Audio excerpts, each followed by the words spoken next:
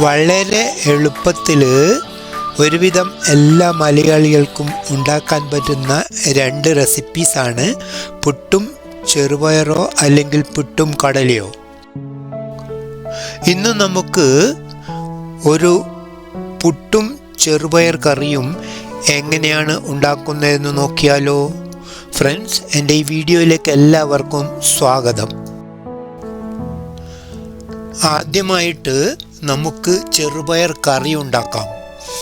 ഒരു ദിവസം മുഴുവൻ കുതിർത്ത് വെച്ച ചെറുപയർ ഈ പാത്രത്തിൽ കാണുന്നത്ര എടുത്തിട്ടുണ്ട്. ഒരു സവാളയും. സവാള കഷ്ണങ്ങളാക്കി എടുക്കാം. കുക്കറിൽ ചെറുപയർ ഇട്ടതിന് ശേഷം 3-4 പ്രാവശ്യം കഴുകിയെടുക്കാം. ആവശ്യത്തിന് വെള്ളം അതിലേക്ക് ചേർക്കാം.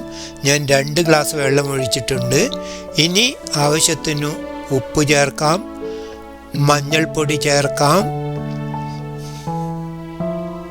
ഇനി കുറച്ച് മുളക് പൊടി കൂടി ചേർക്കാവുന്നതാണ്. പിന്നെ മല്ലിപ്പൊടി കുറച്ച് കൂടുതലായിട്ട് ചേർക്കാം. പിന്നെ ഞാൻ കുറച്ച് മസാലപ്പൊടി ചേർക്കുന്നുണ്ട്. ഇത് ഞാൻ വീട്ടിൽ നിന്നുണ്ടാക്കിയ മസാലപ്പൊടിയാണ്. പിന്നെ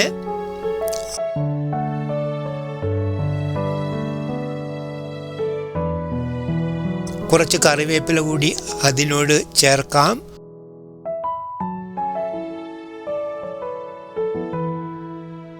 ഒരു പച്ചമുളക് കഷ്ണങ്ങളായി അതിനോട് ചേർക്കാവുന്നതാണ്. കുക്കർ അടച്ചിട്ട് ചെറുപയർ വേവാൻ അനുവദിക്കുക. ഒരു 8 വിസിലെങ്കിലും വേണം. ഇനി അപ്പോഴേക്കും നമുക്ക് പുട്ടിനുള്ള അരി കുഴക്കാവുന്നതാണ്. ആവശ്യത്തിന് ഉപ്പും ചേർത്തിട്ട് വെള്ളത്തിൽ നല്ലവണ്ണം കുഴച്ചെടുക്കാം. ഫ്രണ്ട്സ്, എൻ്റെ വീഡിയോ കണ്ടുകൊണ്ടിരിക്കുമ്പോൾ തന്നെ ലൈക്ക് ചെയ്യാനും കമൻറ്റ് ചെയ്യാനും ഷെയർ ചെയ്യാനും അതുപോലെ പുതുതായിട്ട് കാണുന്ന ആരെങ്കിലും ഉണ്ടെങ്കിൽ എൻ്റെ ചാനൽ സബ്സ്ക്രൈബ് ചെയ്തിട്ട് എന്നെ സപ്പോർട്ട് ചെയ്യാനും മറക്കരുത്.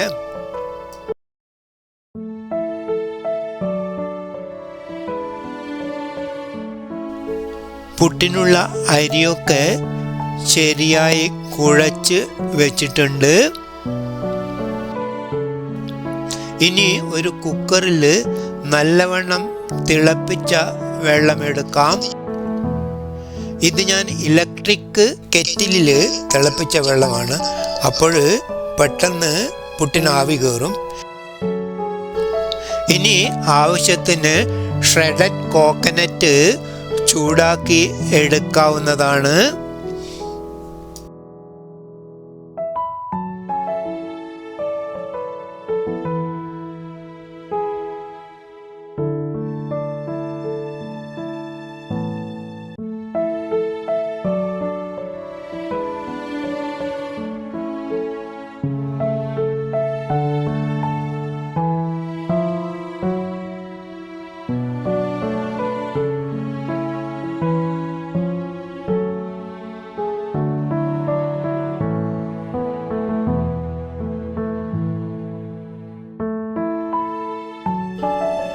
ഇനി 3 കഷ്ണം പുട്ടിന് കുറ്റിയിലേക്ക് അരിയും തേങ്ങയും ഇതുപോലെ ചേർക്കാം.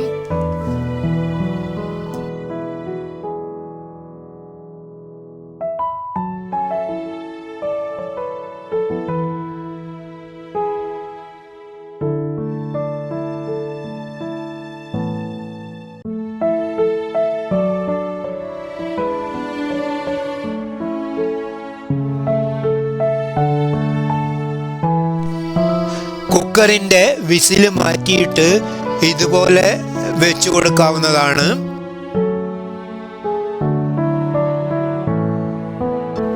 അപ്പോൾ ഒരു കുറ്റി പുട്ട് വെന്ത് വന്നിട്ടുണ്ട്. ഇനി നമുക്ക് അത് കഷ്ണങ്ങളായി ഒരു ബൗളിലേക്ക് മാറ്റാം.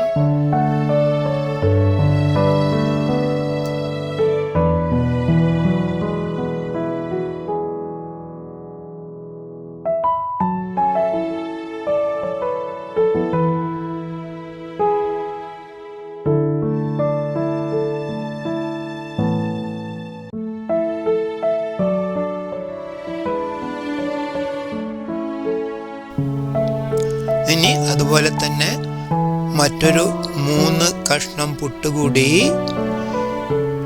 ആവിയിൽ വെച്ച് വേവിച്ച് എടുക്കാവുന്നതാണ്.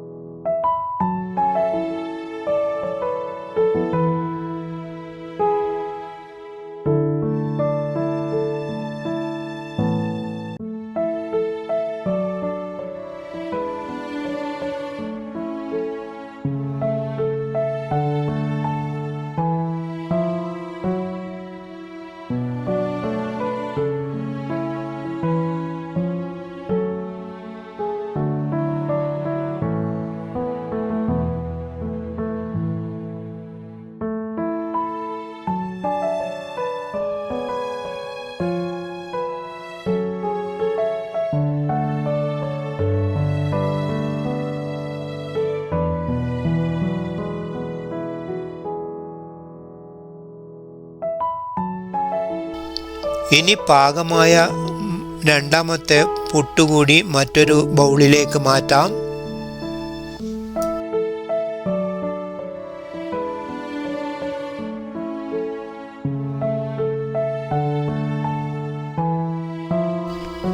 ഇനി 7-8 വിസിലിന് ശേഷം കുക്കർ തുറക്കാം. പയറൊക്കെ നല്ലവണ്ണം പാകമായി വന്നിട്ടുണ്ട്.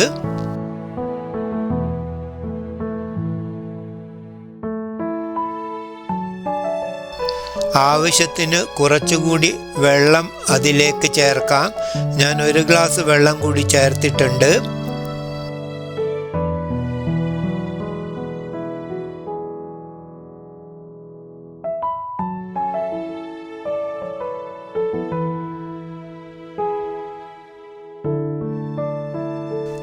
ഇനി ഒരു പാത്രത്തിൽ കുറച്ച് വെളിച്ചെണ്ണ ഉരുക്കിയെടുത്തിട്ടുണ്ട്.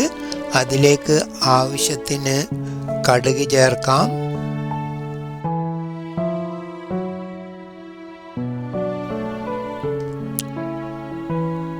കടുകൊന്ന് പൊട്ടി വരുമ്പോൾ കുറച്ച് കറിവേപ്പില കൂടി ചേർക്കാം. ഇനി അതിലേക്ക് 2 വറ്റൽ മുളക് കഷ്ണങ്ങളാക്കി ചേർക്കാം.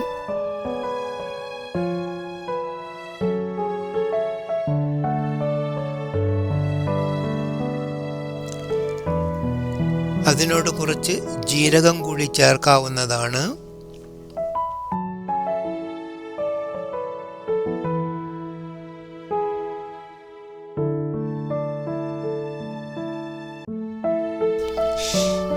അപ്പോൾ എല്ലാം ഒന്ന് ഫ്രൈ ആയി വന്നിട്ടുണ്ട്. അത് ഇനി ചെറുപയർ കറിയിലേക്ക് ചേർക്കാം.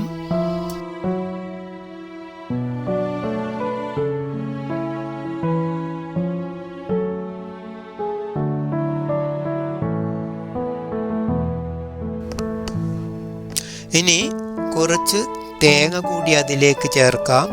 അങ്ങനെയാണെങ്കിൽ നല്ല ടേസ്റ്റ് ആയിരിക്കും ഈ ചെറുപയർ കറിക്ക്.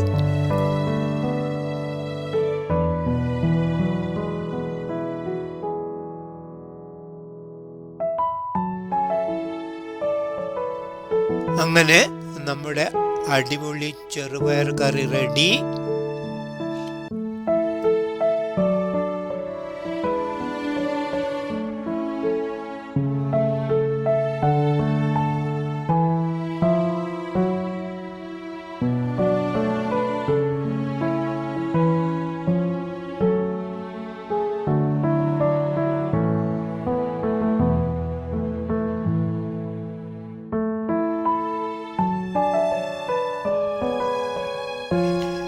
ഇനി ആവശ്യത്തിന് കറി ഒരു ബൗളിലേക്ക് മാറ്റാം.